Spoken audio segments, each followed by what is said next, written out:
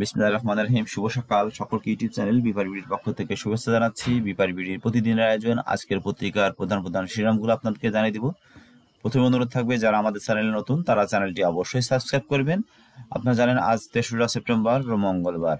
আমরা প্রথমে চলে যাচ্ছি আজকের পত্রিকার ইত্তেফাক পত্রিকা। আজকের ইত্তেফাক পত্রিকা প্রধান শিরোনাম করেছেন গাজীপুরের সাভারে শতাধিক গার্মেন্টসে বিক্ষোভ। এছাড়াও বাংলাদেশের পাশে থাকবে যুক্তরাষ্ট্র, সেই রিপোর্টটি করেছেন। স্পিকার শিরীন শারমিন চৌধুরী পদত্যাগ করেছেন, সেই রিপোর্টটিও তারা করেছেন। এছাড়াও বিডিআর হত্যাকাণ্ডের পুনঃতদন্ত শীঘ্রই স্বরাষ্ট্র উপদেষ্টা বলেছেন।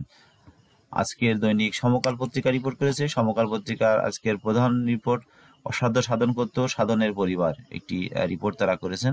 এখানে বলা হচ্ছে যে সাধন মজুমদার, যিনি খাদ্য মন্ত্রণালয়ের দায়িত্ব ছিলেন, সেই তাকে নিয়ে খাদ্য বিভাগে কর্মকর্তাদের পদায়ন 30 লাখ থেকে কোটি টাকায়, নিয়োগ বাণিজ্য কমিশন সবকিছু চলত সিন্ডিকেটের মাধ্যমে। এছাড়াও অন্যান্য তথ্য তারা তুলে ধরেছেন। এছাড়াও শিল্পাঞ্চলে যৌথ বাহিনীর অভিযান, একটি রিপোর্ট তারা করেছে। বানের পানিতে ঝরছে কৃষকের নোনা জল, আরেকটি রিপোর্ট তারা করেছে। আজকের দৈনিক কালবেলা রিপোর্ট করেছে এপিএস বাশারের সম্পদের পাহাড়, একটি রিপোর্ট তারা করেছে। সীমাহীন দুর্নীতি। এছাড়াও বিচার বদলি পদোন্নতিতে সক্রিয় পুরানো সিন্ডিকেট, ভ্যাটের যন্ত্র বসাতে জেনেক্সের জালিয়াতি। এছাড়াও আওয়ামী লীগের সুবিধাভোগী প্রকৌশলীকে ফেরালেন বিএনপির নেতারা, একটি রিপোর্ট করেছেন কালবেলা। আজকে দৈনিক জায়জাদিন পত্রিকা রিপোর্ট করেছে সাবেক 18 মন্ত্রী ও 8 এমপির দেশ ত্যাগে নিষেধাজ্ঞা। স্পিকার শিরীন শারমিন চৌধুরী পদত্যাগ করেছেন, সেই রিপোর্টটিও তারা করেছেন। ঢাকা মেডিকেলে বহির্বিভাগে বন্ধ, ভোগান্তিতে রোগী। সম্পদের হিসাব না দিলে খবর আছে, জনপ্রশাসন সচিব বলেছেন। ইতিহাস গড়তে শেষ দিনে টাইগাররা চায় 143 রান। আজকের কালের কণ্ঠ পত্রিকা রিপোর্ট করেছে 23 প্রকল্প বড় কাটছাট, দলের ভাবমূর্তি রক্ষায় কঠোর বিএনপি। এছাড়া একটি রিপোর্ট করেছে সীমিত আকারে ইনডোর আউটডোর সেবা চালু, চিকিৎসকদের আন্দোলন। শতাধিক কারখানা বন্ধ, যৌথ অভিযান। আজকের দৈনিক যুগান্তর রিপোর্ট করেছে বিদেশে অর্থ সম্পদের সন্ধানের চিঠি, পাচারে মন্ত্রী এমপি ব্যবসায়ী।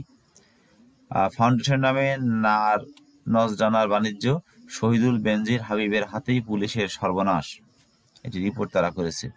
এছাড়াও বেদখলে সিদ্ধহস্ত ছিলেন হাসান মাহমুদ, সাবেক মন্ত্রী, সেই রিপোর্টটিও তারা আজকে করেছে।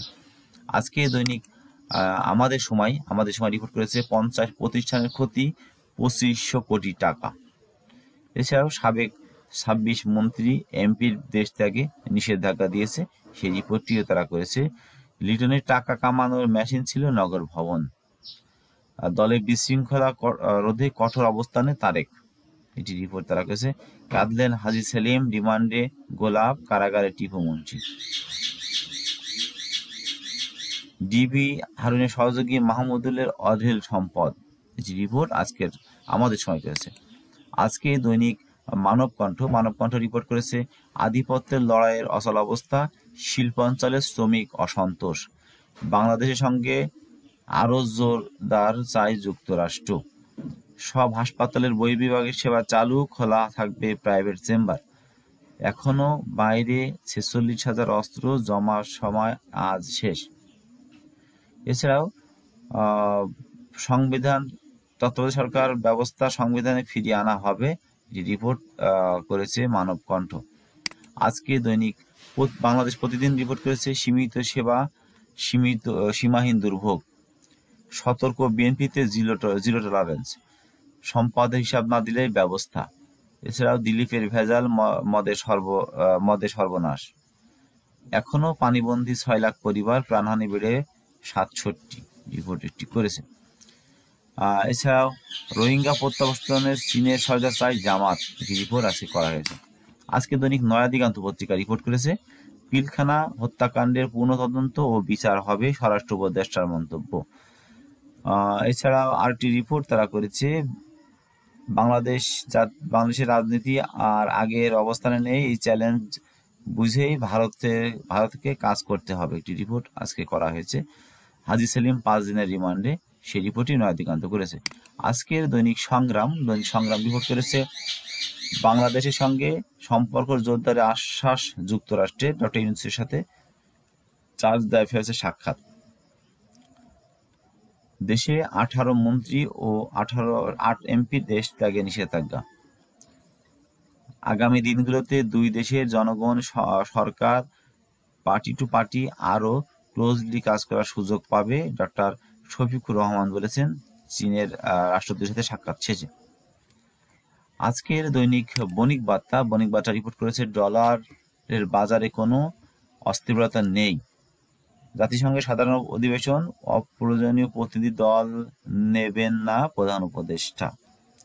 সচিব ও সিনিয়র সচিবদের প্রায় 95% প্রশাসনের ক্যাডার।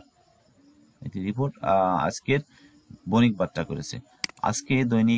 আজকের পত্রিকা রিপোর্ট করেছে লুট হয় প্রধানমন্ত্রীর নিরাপত্তায় সব অস্ত্র, এসএসএফের প্রতিবেদন। সাবেক 18 মন্ত্রী ও 8 এমপির দেশ ত্যাগে নিষেধাজ্ঞা। অস্থিরতা এবার পোশাক খাতে। আটকের 4 ঘন্টা পর জামিনে মুক্ত মঞ্জু। রাজকের 2 কর্মকর্তার বিরুদ্ধে যত অভিযোগ। চিকিৎসা না পেয়ে ভোগান্তিতে রোগীরা। বাংলাদেশের পাশে থাকবে যুক্তরাষ্ট্র, সেই রিপোর্টটিও তারা করেছে। তো এই ছিল মূলত আজকে ঢাকা থেকে প্রকাশিত জাতীয় দৈনিকগুলোর প্রধান শিরোনাম। ভালো থাকবেন, সুস্থ থাকবেন। অনুরোধ থাকবে যারা আমাদের চ্যানেল নতুন তারা চ্যানেলটি অবশ্যই সাবস্ক্রাইব করবেন এবং পাশের বেল আইকনটি চিপে দেবেন। আল্লাহ হাফেজ।